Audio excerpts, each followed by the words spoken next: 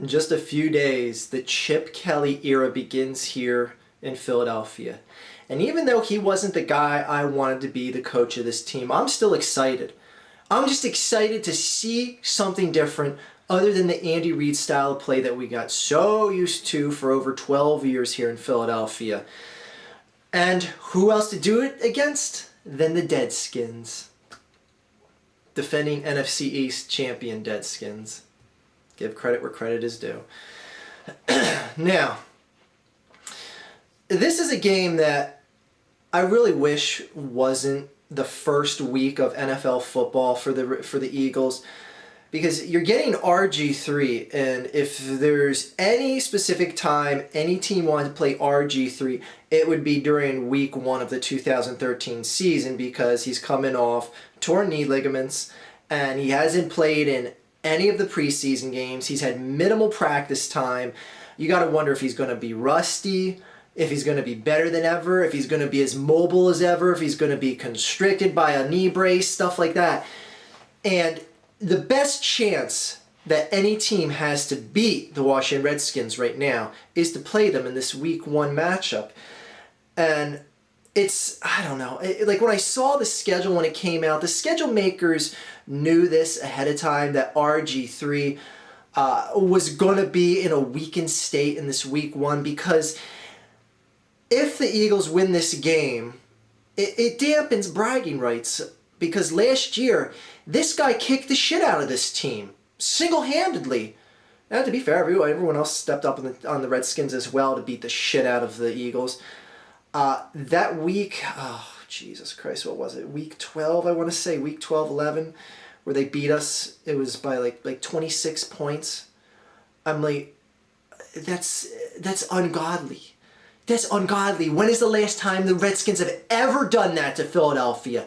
The Eagles fans want retribution on the Redskins so bad for what they did to us last year, beating us twice.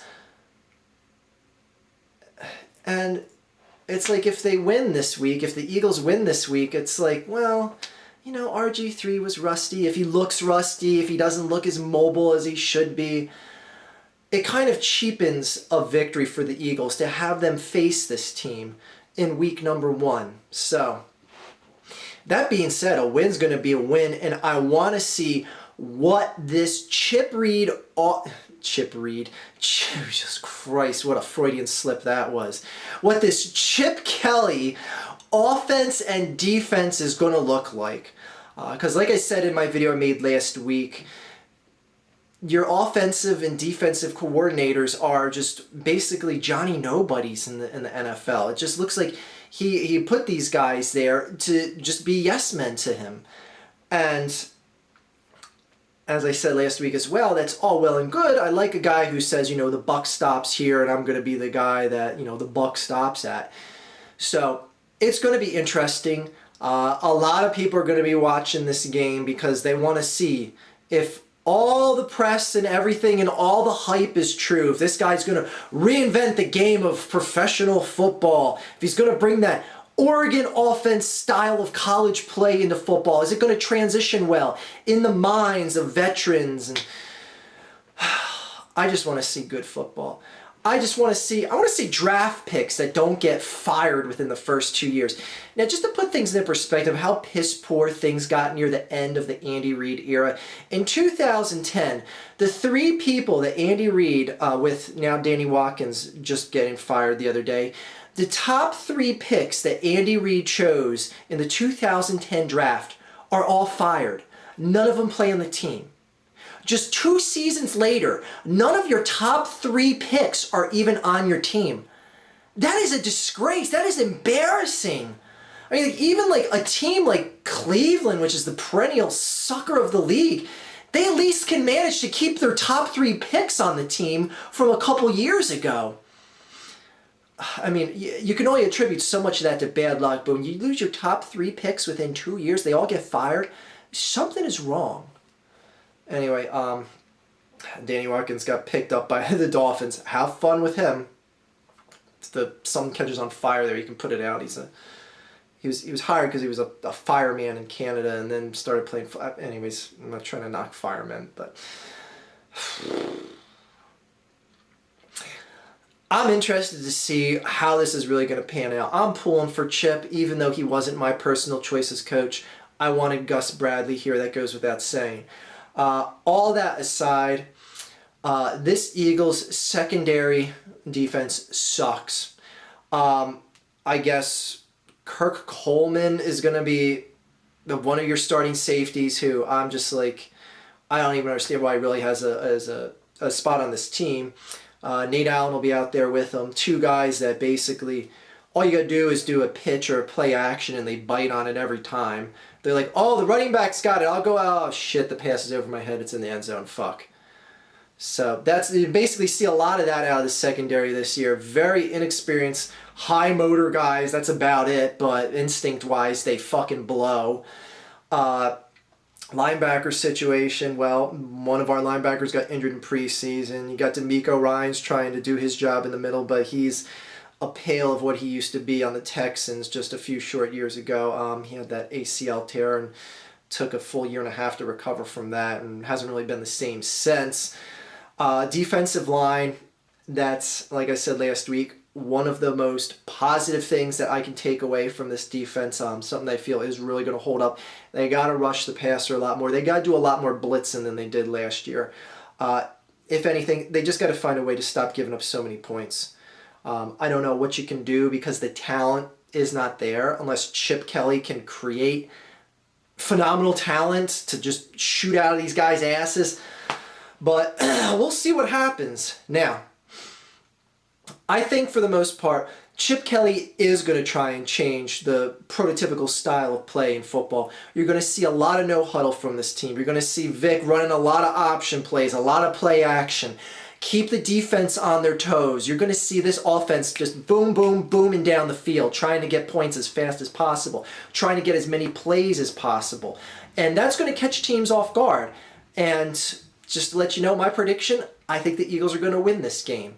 But again, if Robert Griffin III looks weak in this performance, it's not going to be a victory that's really all that much worth bragging about because I want to beat someone like Robert Griffin III on the top of his game, not recovering from knee ligament damage last year in the playoffs. So, with that being said, I see the Eagles winning this game because Chip Kelly is going to try and change things up, and it's going to catch coordinators and coaches off guard. In fact, I could see the Eagles easily winning 3 out of the first 4 games, then people learn how to scheme against them, and Chip Kelly having to go right back to the drawing board. I said it to last week, someone in the comments where they're like, yeah, Chip Kelly will probably win a few games early on, but, defenses are going to scheme against him properly, and they're going to shut him down, and it's going to be like, oh, well, the college shit didn't work here, now did it? But who knows? We'll see. So I have the Eagles winning over the Redskins. If you're a betting man, I would bet the over in this game. Look for both teams to break 30 points. Look for LaShawn McCoy, the number 1 person that got neglected in the Andy Reid era. Well, he played near the end of the Andy Reid era. LaShawn McCoy, the running back for the Philadelphia Eagles. In fact, if you're in fantasy football and he didn't get drafted in the first round, pick him up. He is going to have a phenomenal fantasy game-breaking season for you. This guy has been so underutilized with the Andy Reid offense. You see so many times, 1st and goal from the 5. Oh, try to pass to Deshaun Jackson in the corner of the end zone. Oh, try to pass to Macklin in the corner of the end zone. Guys, they can't jump up and muscle for a ball when you should do nothing but rushing up the gut 3-4 times if you have to. So, look for LaShawn McCoy to get touchdowns, to get yardage, get touches per game. I mean, this was a guy where you'd see him get the ball 15 to 18 times a game. That's a disgrace. He's a premier talent in this league. He should be getting the ball 20 plus times a game, minimum. I wouldn't be upset if they gave him 30 plus times a game. So, look for a lot of points on the ground from the Eagles. Look for Vic to do a lot of scrambling, a lot of option passes, a lot of laterals, shit like that. Just look for just something to really shock and awe the audience because Chip Kelly knows he has a primetime spot. He's the only game on this San Diego, Oakland. Is that who they're playing? No, Houston and San Diego's playing later that Monday night. So that'll be after the Eagles game on Monday Night Football. So look for Chip just to want to put his stamp on the league right away and try and wow people. Or he could just shit He could just lay a fucking egg on national television. Everyone's going to be like, wow, Philadelphia's in for a fuck of a season with this guy. So it's going to be interesting either way. All I know is it's not Andy Reid, and I will take it. So have the Eagles beating the Redskins in a very close game. Very, very close game. Look for Robert. I mean, if there's one team that RG3 could pass on right now, it's the Eagles, because they're just such a disheveled mess, especially in the secondary. They just have no threat of shutting down the long pass, no threat. And slant passes or just little slot passes up the middle. I don't like their linebacker capability to shut down slot receptions either. So just look for offenses just to pick that apart all season. So it's going to be interesting. I can't wait for this game. This is the most I've anticipated a start of an Eagles season in a long time, and this is coming off a 4-12 season. Like that, that shouldn't be the case unless, you sign like a plethora of free agent talents. Like there's no big stars they really signed in the off season. I mean, unless you count the draft picks, but I can't wait for this game. I really can't wait for this game. And to the Redskins fans, like, you're not going to see me here next week going, oh boy, we beat the Deadskins. How's that feel? How's that for payback for last year? Because if RG3 looks weak in this game, it's not worth much bragging about. So anyways, let me bang through the rest of the predictions in the league. I'm just going to boom, boom, boom through these. I don't want to really elaborate on them too much because, like I said, I'd rather talk more about my team and the opponent of my team. My favorite team. It's not my team, not like I'm the owner. But so I just want to boom through these because a lot of times last year you guys liked the picks to match your picks against mine and just compete or whatever with me. Anyway, I try and pick a lot of upsets to make things interesting as well. And, anyways, try not to pick the absolute obvious choice every time. But anyways, shut up and just get to the picks, Archfiend. All right, Baltimore at Denver. Look for Denver to win this game.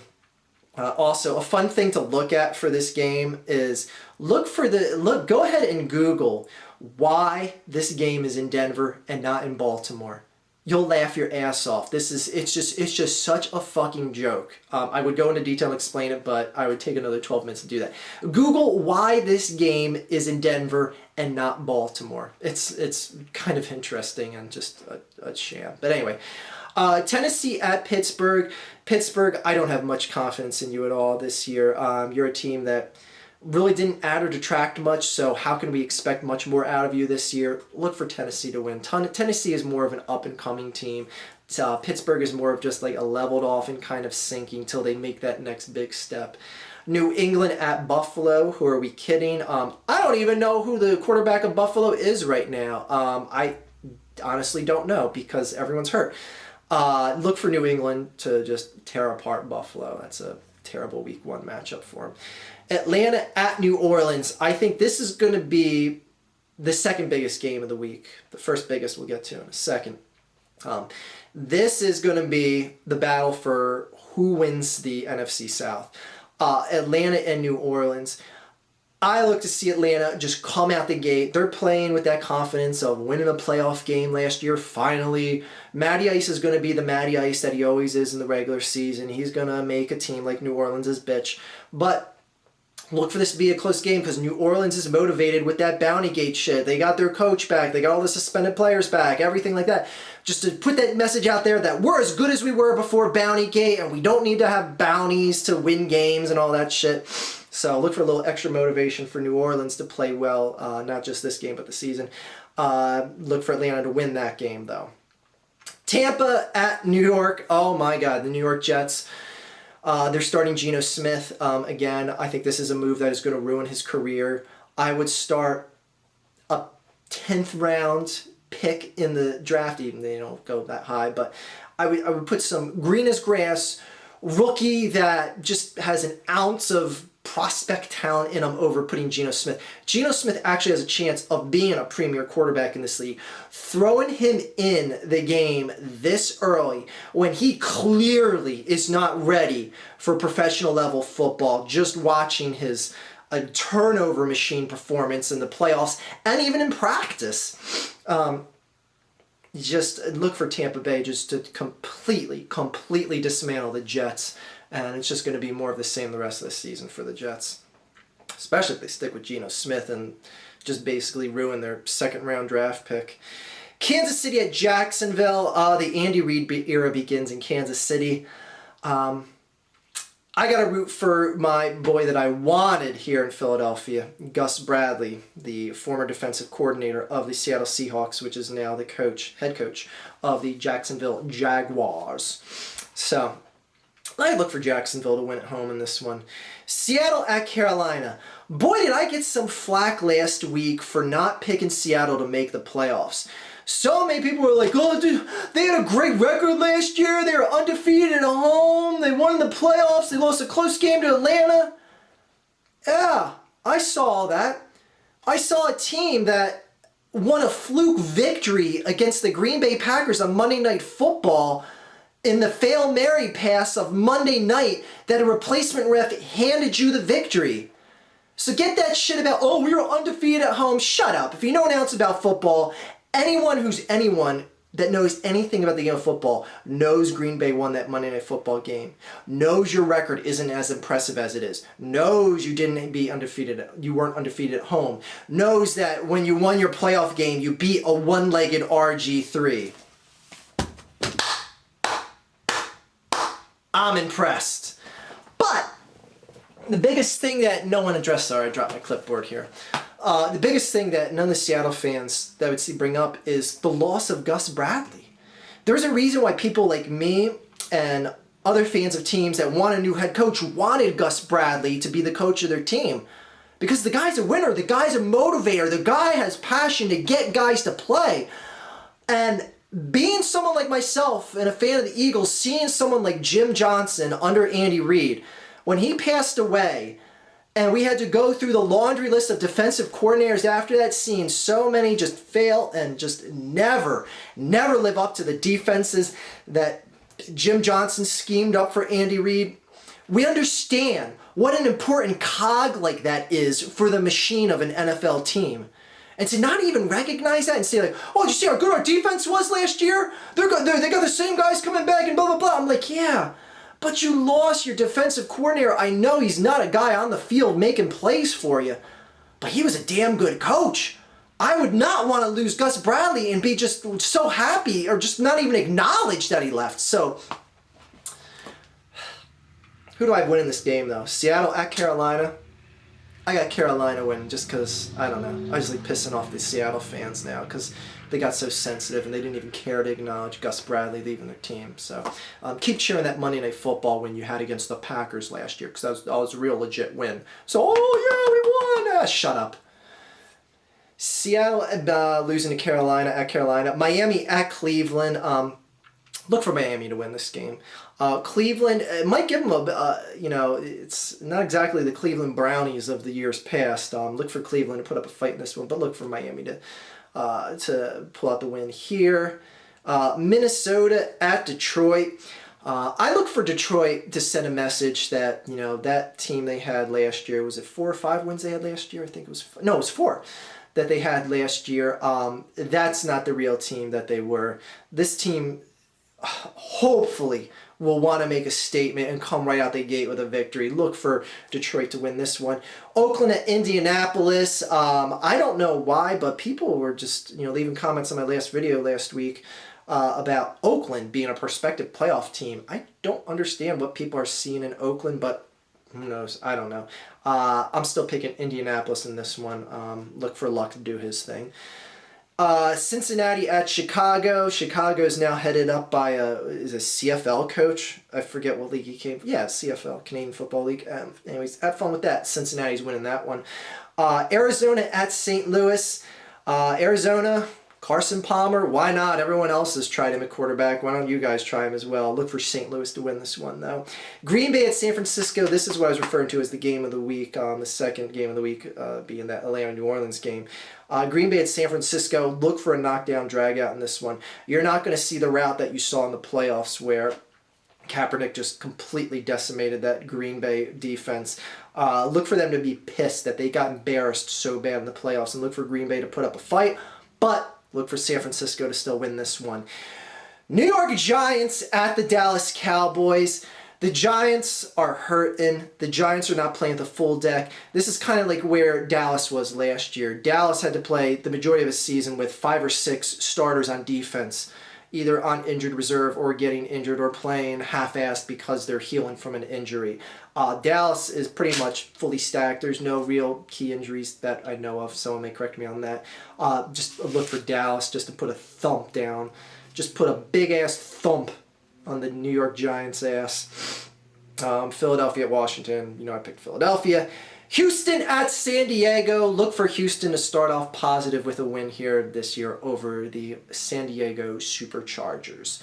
Anyway, that's my pick. That's my review of the Eagles season. I am pumped. Remember, there's going to be a live show that I'm going to be showing right from downstairs in my living room. I'll be performing live. I guess I am technically performing. I'll be doing a live show during the Eagles Redskins game. So if you want to watch me have, cardiac arrest live on camera, if, Chip Kelly just completely shits the bed. And by the way, I apologize to Chip Kelly for calling him Chip Reed earlier. What the fuck? Anyway, I'll make a promotional video about that next Monday if you guys forget, just to remind you that I'm going to be doing that live show. So anyways, football season starts tomorrow, people. Holy shit. And remember, Google why the game is in Denver and not in Baltimore tomorrow night. It's a fucking joke. Anyway, have a great day. Let's go Birds! The ones that play in Philadelphia, there's other birds that I don't care for, like the Seahawks and the Cardinals. And anyways, have a great day, everyone.